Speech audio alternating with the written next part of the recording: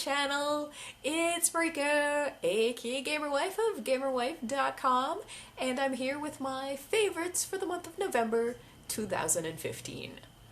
First off, I'm going to address this situation since I'm probably going to get a comment or two about this.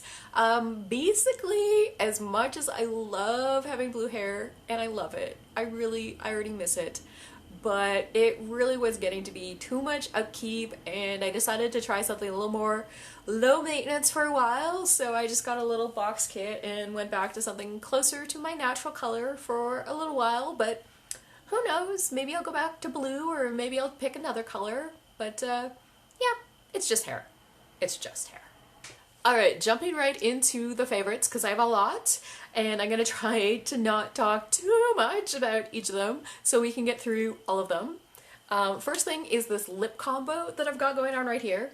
I've talked before about my love of Bite Beauty. They are a Toronto company that uses only food grade ingredients, so they're Canadian, they're cruelty free, and I went to the VIB Rouge sale, or the VIB sale, or whatever it's called, with my friend Jean. She had an extra invite, so she took me, much to the peril of my finances. But she kind of encouraged me to get this color. It's called Movember, so this is one of like the special edition colors that they do, with the proceeds going to Movember, but it's Movember. And you know how I like to wear a purple lip. And then I also got like a little mini reward thingy when I was there, and this color is called Kir Royale, and like it totally, if you've ever had like a Kir Royale, it totally looks like that. It smells like berries. It's actually kind of sweet and fruity on your lips, and it's like a super high gloss shine, but it's like this like magenta color. So here, why don't I swatch these for you so you can get what all the hype is about and why I love layering them. Because as much as I love the mauve, it is a little bit flat, but then when I put that super shiny like magenta, like it's almost like a hot pink kind of color. Like it's not really coming off on camera. Well, when I put those together, it's just so flattering to my natural lip color. It's like my favorite combo, and it just creates this combination of colors that like I've never ever seen before. It's the kind of thing you can only get through matching. Like I will never find a lip gloss that, or lipstick, that is like this color and this shine. I just love it so much. Alright, so we're gonna go ahead and move on to some more entertainment favorites. And in this segment I have some Netflix picks for you. Try saying that 3 times fast. But basically I've been on kind of a Australian TV show kick recently. Well, actually, not everything I'm going to mention is Australian, but I think the first one I want to talk about was such a revelation. It's just such a weird but funny and like oddly heartwarming show. It's a show called Laid. It's like Laid with a period. And it's about this woman who kills people with her vagina? Can I say that? But that's not really what it is. It makes it sound like it's a horror movie, but it's basically this woman who discovers that all of the men she slept with are dying, and it's kind of a romantic comedy, so she wants to pursue a relationship with this new guy, but she's got this whole weird thing happening, so it's a lot about like coming to terms with your dating past as a woman, and you know, playing off the stereotypes of like experienced women versus inexperienced men, and all of these things, and it's hilarious. It's so funny. It's kind of crude and edgy, but like still with like this warm, gooey heart center at the center of it. It's just like the perfect kind of postmodern romantic comedy for the cynic in all of us, and it's wickedly, devastatingly funny. So definitely try to check out Laid if that sounds like your kind of thing.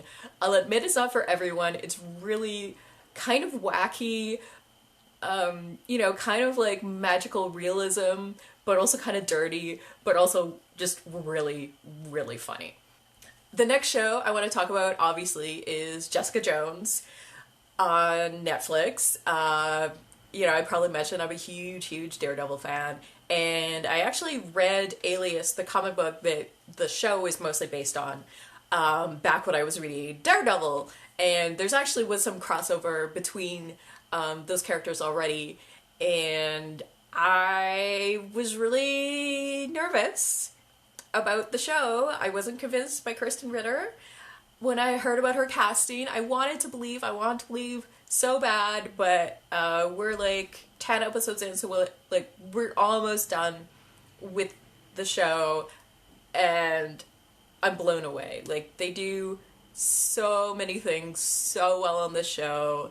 You know, I keep sharing articles about the way that it handles things like intimate partner violence and trauma, and I just completely agree that it's all just so well handled. I think having a female showrunner in Melissa Rosenberg was a brilliant idea. It handles such difficult subjects in a surprisingly mature way in a show that's about people with superpowers. Like, let's be honest here. But yeah, again, it's not as good as Daredevil. It's different in a lot of ways, but I love it for those differences, and I definitely recommend you check it out. Even if you've never heard of Jessica Jones or any of those things, you know, maybe Daredevil was a little bit too intense for you. It doesn't have the same level of like super gory violence, but it's upsetting in other ways. I mentioned like the intimate partner violence and things like that. But it doesn't shy away from it. It doesn't try to like sugarcoat any of it. It gives you the real deal of what all these things are, and deals very upfrontly with the consequences of them. It's more, even so, I would say, about the consequences of violence than violence itself.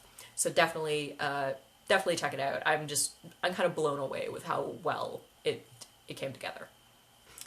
Rick, oddly enough, got me onto Rick and Morty, and I love it. I just love things that can, like, be both serious and super profane at the same time, and I feel like Rick and Morty does a really good job of that. I've been a fan of Dan Harmon for, like, way longer than I ever realized.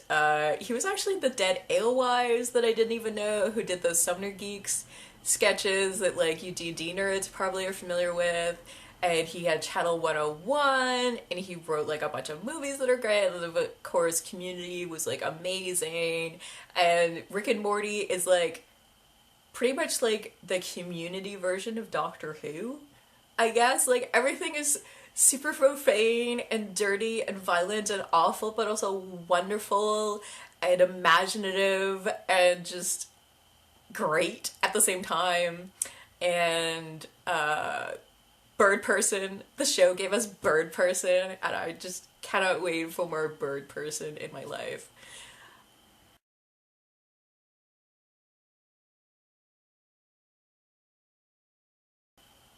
Rick and Morty. Rick and Morty.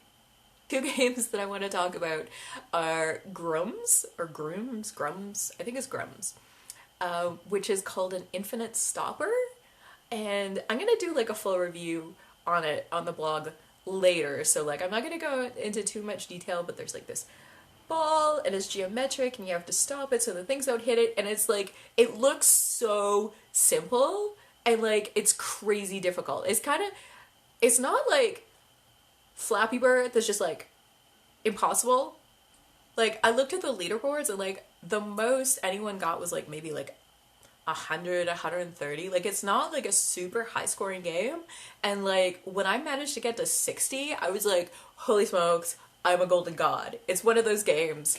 It's really hard to describe. Wait for my review, but yeah, it's really cool. Check out Grums. And the next game I want to talk about is called Pop the Lock. And this was a suggestion from Rick. And it's like one of those super, super simple like timing games. Like, did you ever play Simon like back in the 80s? Well, that was more like a pattern recognition thing where you were boop, boop, boop, boop, boop, and then you'd have to repeat the pattern. But this is like pure timing. So it's like there's a dial and like a dot, and then at the top it'll tell you like how many times you have to hit the dot, and it'll like move around. So it's just about like tapping the screen at the right time a certain number of times in a row. And it's so dead simple. And yeah, like I'm so like, oh, I want to get this one. I'm gonna get it this time. So, Grams and Pop the Lock for mobile. Definitely want to check them out. They're both free to play. So, really easy to pick those up. And I'm going to stop babbling now. I've just been talking way too long in this video. I'm so sorry, you guys. But if you want to keep up with me, you can do so up the blog at gamerwife.com, on Facebook at gamerwifeblog. Yes, I reopened my Facebook page, so you can check me out there. On Twitter at gamerwifeblog, and on Instagram at Mariko_MTL. And I will talk to you guys again soon.